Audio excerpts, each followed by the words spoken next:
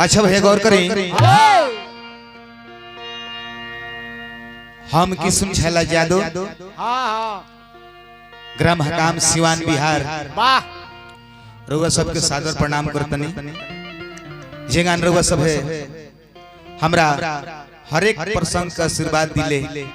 आज फिर रउआ सबके हम एगो प्रसंग सुनावतनी जौना प्रसंग के नाम बा राजा भरथरी। आई राजा भरथरी के प्रसंग 9 भाग में बाटे। पहिल का भाग रउआ सबके सुनावतनी। आज समय आई तो 9 भाग रउआ सबको हम सुनाए जौना में जौना ई कहानी बा राजा भरथरी के। एक कहानी में गीत सजौले वाले माननीय श्री परशुराम व्यास जी सजिंदा लो उहे सजिंदा लो साज बाज बजा रहल बा। जैसे बेंजू पर हमरा धर्मेंद्र जी बाड़े, तबला पर जयराम सिंह जी बाड़े,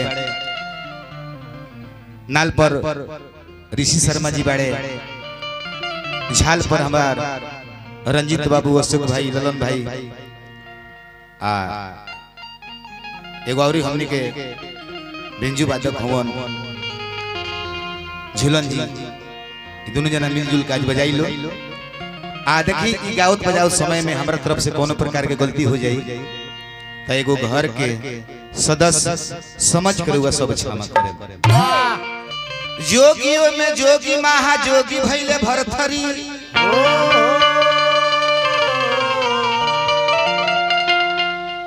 ममता के प्यार में रोगी भइले भरथरी। अरे नारी कटारी दिहले हरे ममता के मार दिहले। अरे भेद जने खाती भोगी भइले भरथरी।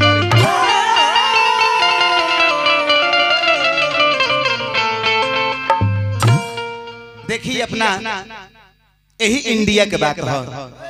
दिल्ली के बगल में एगो उज्जैन नगर बा। वही उज्जैन नगर के राजा इंद्रसेन रहले। उनका औरत के नाम रहे रूपदेइया। तो उज्जैन नगरिया के रहले ललनवा हरे धनवा। अरे तो उज्जैन नगरिया के रहले राजनवा हरे धनवा।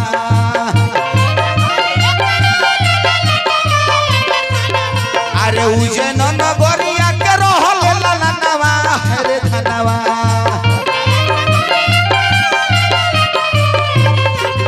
जन सकल जहानवा हरे धनवा।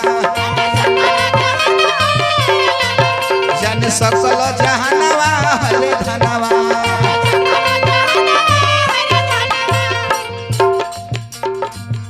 उज्जैन नगरी के राजा इंद्रसेन और उनका औरत का नाम रूपदेइया। आगे देखिए क्या होता है।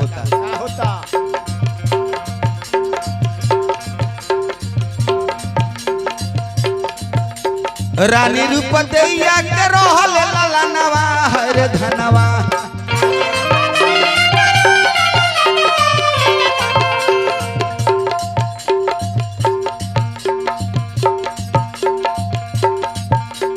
रानी रूपदेइया के रहले ललनवा हरे धनवा।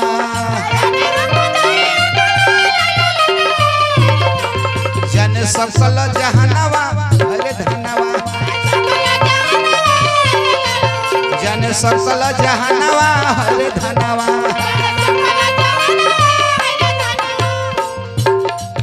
राजा भरथरी इंद्रसेन के लड़का महतारी का नाम रहे रूपदेइया। आगे देखिए क्या होता है।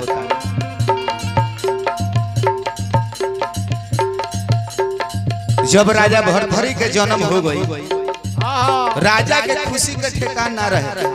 अन्न धन सोना चांदी पूरा अपना राज में लुटावे लगले। जब राज में लुटावे लगले, अरे राजा लुटावता रे ओन धन खजानवा हरे धनवा।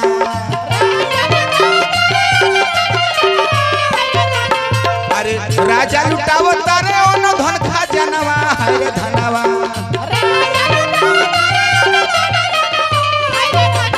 गावे छैला जादू गानवा हरे धनवा लिख परशुराम जी गानवा हरे धनवा लिख परशुराम जी गानवा हरे धनवा।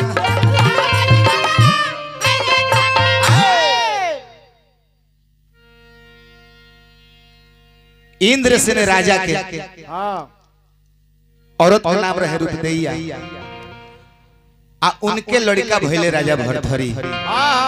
जब धीरे धीरे दिन बीते लागल तो एक दिन भरथरी के महतारी रुपदैया काशी से पंडित बोलवा के दीन दशा देखवली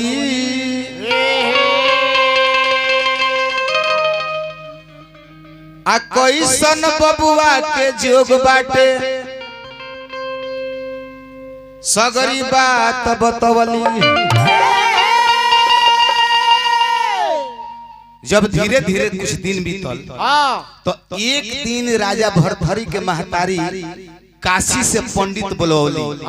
अब पंडित बुलवा के कहली कि बाबा ए बाबा बाबा हैया हमार लड़का भरथरी हुवन हम बाबू हमार भरथरी हुवन है बोली आ तनी ये बाबू के दिन दशा देखी कि माने इनकरा भाग रेखा में का लिखल बा।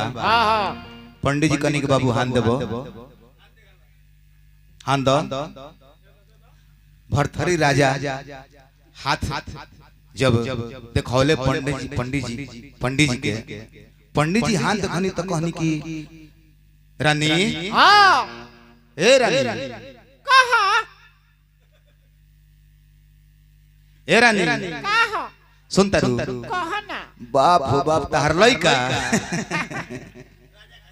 तहर लइका इनकर नाम भरथरी नु हो। हां ए बाबा भरथरी हवे तहर लइका के भाग जो बड़ी नीमन बा लेकिन एगो बात बा का बाबा रानी कहली की बात बा। हाँ एगो बात बा का रानी कहली के महाराज उबरा सरोरा हंसी खुशी में रहनी हो आ राउर चेहरा काहे उदास हो गइल बा। तो पंडित जी कहले कि हे रानी सुन तरु अरे जोगी होई है लइका तोहार विधि के विधान लिखल बा।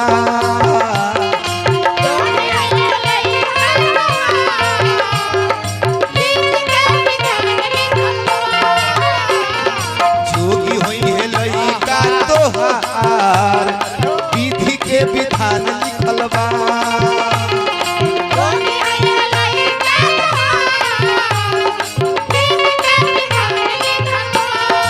ए रानी सुनत रहनु हई तहार लइका बड़ा हई तहार लइका ई 12 बरिस ले राज करी है आ ओकरा बाद ओकरा बाद ही जोगी हो जाए न हई मत रो काहे रो तरु हमार लइका जोगी हो जाई हो। हां अरे बाप हो बाप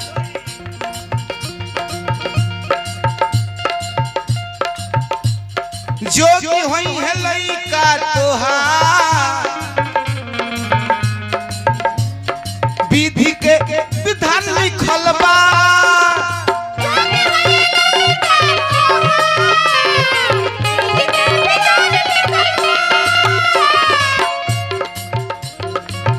और जानतारू का होई ए रानी कहतानी सुन ध के ध्यान सुन तारू रानी ए रानी हम जौन कहतन तोन बतिया सुन तारू नु तब हम का करी है पत्रा निकल बने में है लिखल बाबे अरे ना तू चुप रह ए रानी सुनत निधई कर ध्यान विधि के विधान लिखल बा।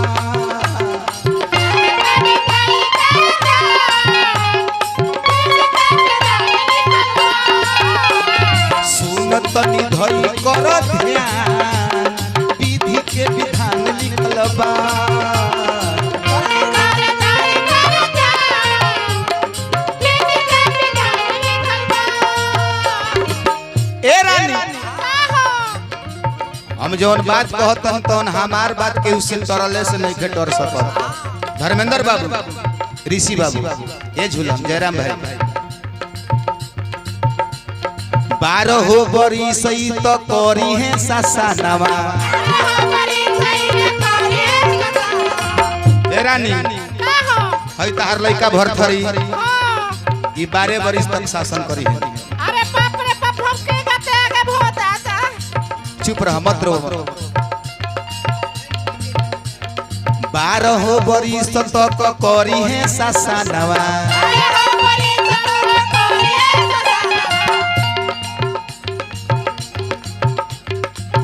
12 बरिस तक शासन करी है। दुर्गा बाबू जोगी में बीत जाई सारा जीवानवा जोगी में बीत जाई सारा जीवानवा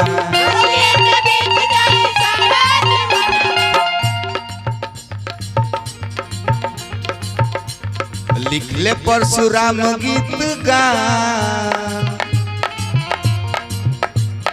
लिखले परशुराम गीत गान विधि के विधान लिखल बा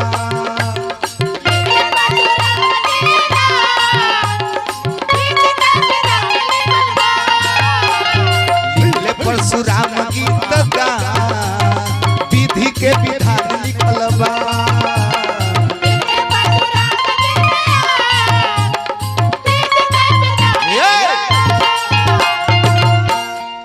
रानी रुक दैया जब इतना बात सुनली तो कहल कि आई बाप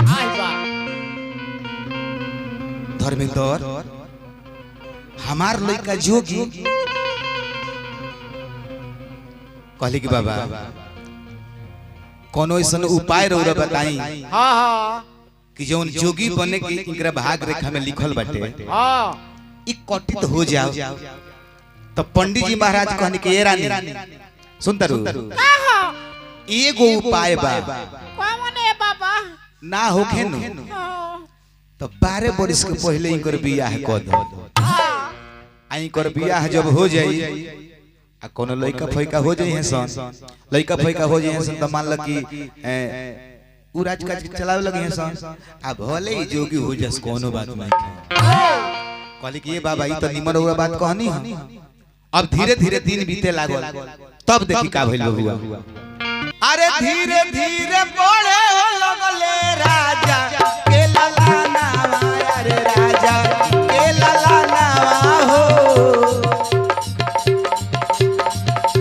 या हो राम रानी कोइली मन में विचारन हो राम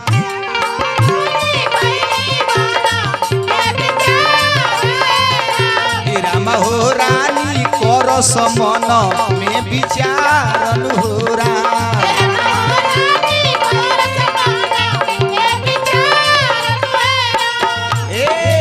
ऋषि बाबू रानी अपने मन में सोचता रही कि पंडित जी कहले बनी कि भरथरी के बियाह 12 बरिस के पहले करा देबू तो लइका फइका हो जाए तो उ राजकाज चलावे लगी। रानी अपने मन में सोचता रही का करी हो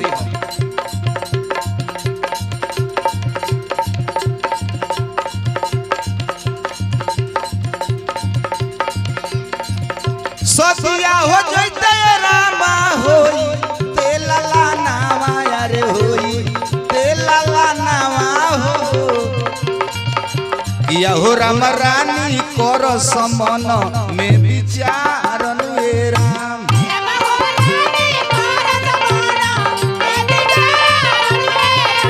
राम हो रानी कर समन में विचारन ए राम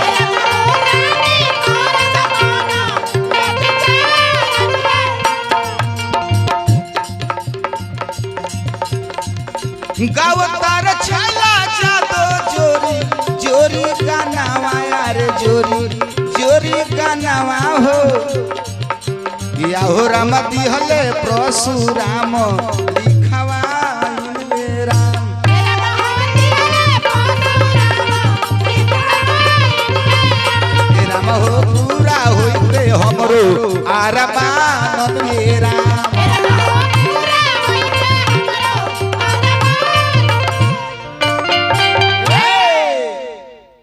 धीरे धीरे दिन जब बीतल हाँ तब ओकरा बाद राजा भरथरी के बियाह कहाँ भइल सिंगल द्वीप के राजकुमारी जेकर नाम रहे समदैया आ ओही समदैया के साथे राजा भरथरी के बियाह भइल जब बियाह भइल और बियाह भइले के बाद से खुशी के बाजा नगर में बाजल की चलो एने तो भरथरी राजा के भाग में जोगी बने के लिखल बाटे चलो बियाह शादी कर हो गई अब बियाह जब हो गई जो यह सुहाग रात के दिन आई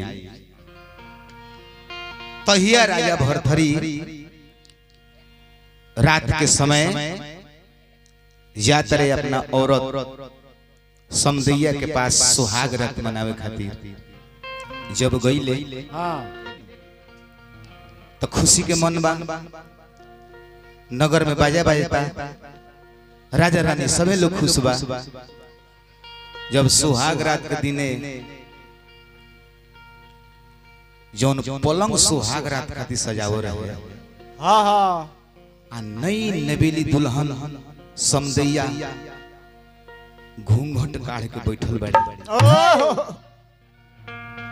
इंतजार कर तरी कि अब हमारे पति देव वहां के आए अब राजा भरथरी धीरे धीरे धीरे धीरे अब जानते बानी पहले के समय में आई बेरा के समय में परिवर्तन बाकी ना बाना एगो पहले के समय रहे कि लोग बाहरा से जब कमा के आई नु बाहरा से आ जब गांव में ढुकिलो नु तो सबका से प्रणाम कर लो प्रणाम लाला प्रणाम प्रणाम काका खुश रह प्रणाम खुश रह प्रणाम झूलन काका सबका के लोग प्रणाम करी ना जी हाँ जी आ तब ही एक घरे आई हां आजकल के देखते बनु समय बा ए बार त स्टेशन पर उतर के आ पश्चिम सूर्य भगवान की ओर ताकतल उ का है कि कब माने किरणवा उगत नु तब घरवा में घर ज्योति से कब घड़ी की ओर आ कब सूरज भगवान की ओर खिसिया खिसिया के उगला रही हां उगला रही हां के को घर में जाती हो रे तो तोरा होगु तोइले 4 बजे डूब जा लेकिन राजा भरथरी जब अपना औरत समदैया के लगे जब गईले सुहाग रात के दिने आ जैसे पलंग पर लात धरे के चहले धर्मेंद्र जब पलंग पर लात धइले आ तब तक ले पलंग एक के पट दे टूट गई जब पलंग टूटल तो का भइल अरे तो अजबे के बतिया रे भइले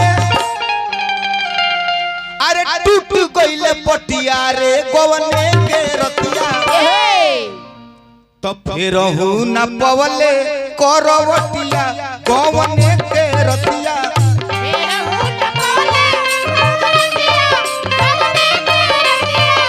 फिर हूं न पवले करवटिया गोवने के रतिया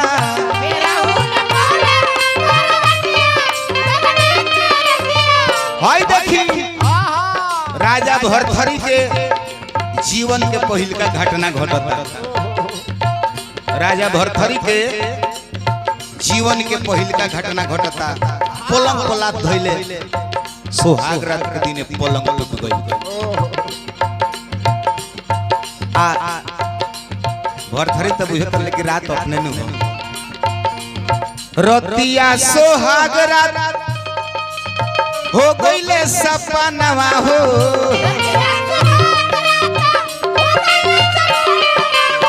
रतिया सुहाग रात हो गईले सपनवा हो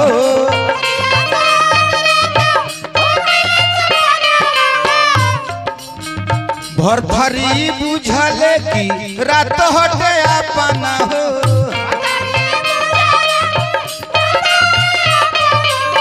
भरथरी बुझले कि रात हटे अपना हो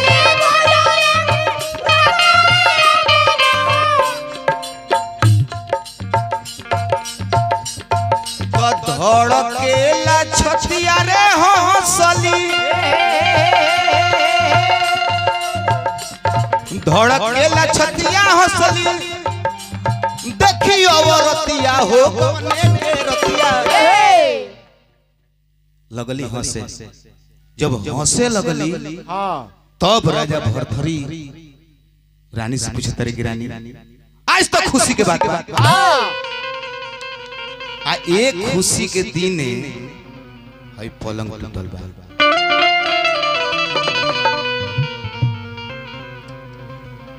आ पलंग टूट गइल बा आ तू हंसत तारू। एकर मतलब कि तू जानो तारू की पलंग काहे टूटल बा। एकर भेद हमरा के बताओ रानी।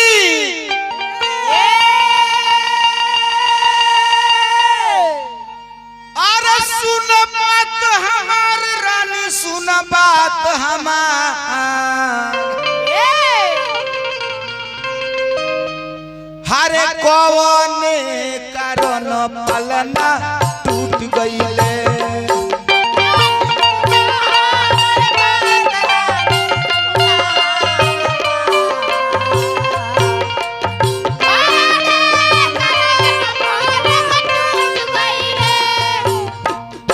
रानी तू हंसत हमरा रुवाई होता काहे आज खुशी के दिन है पलंग टूट गइल बा। तू हंसत एक और हेत बातला कवने कारण पलना टूट गइले।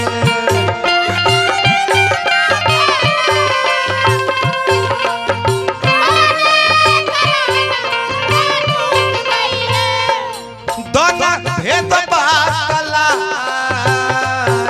अरे कवने कारण पलना टूट गइले।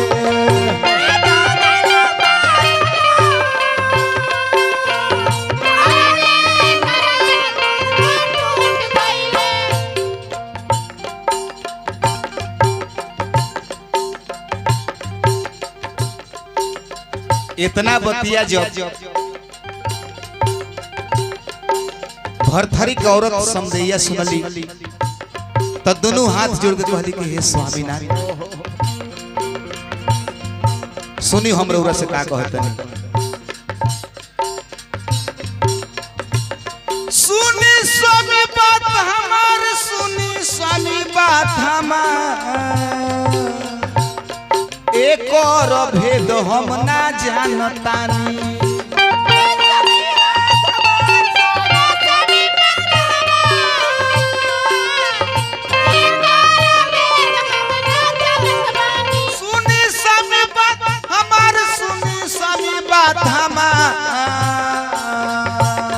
एक और भेद हम ना जानतानी।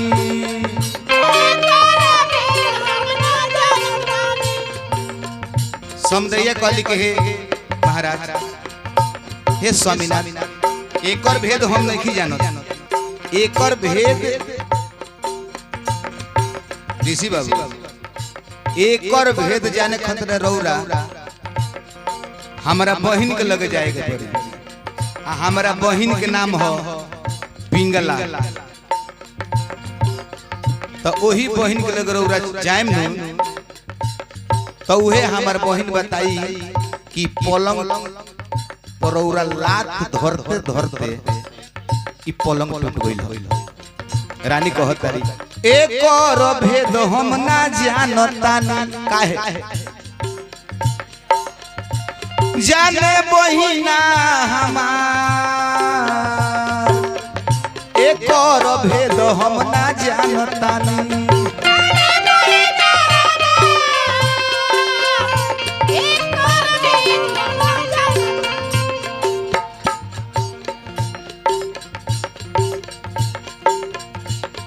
जाने बहिना हमार एक और भेद हम ना जानतानी।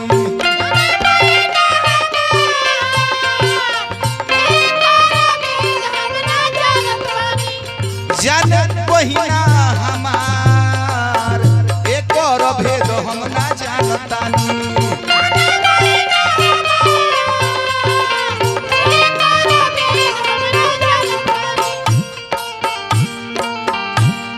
दोनों हाथ जोड़ के समदैया कहली ई पलंग काहे टूटल ह एक और भेद हम नहीं जानो ना ए भेद जाने खातिर रौरा चल जाई दिल्ली आ ओही दिल्ली में हमार बहन रहेले जवना बहन के नाम हो पिंगला आ पिंगला से रौरा पूछम कि पलंग काहे टूटल ह तो उहे बताई रौरा। अब राजा भरथरी से चल रहले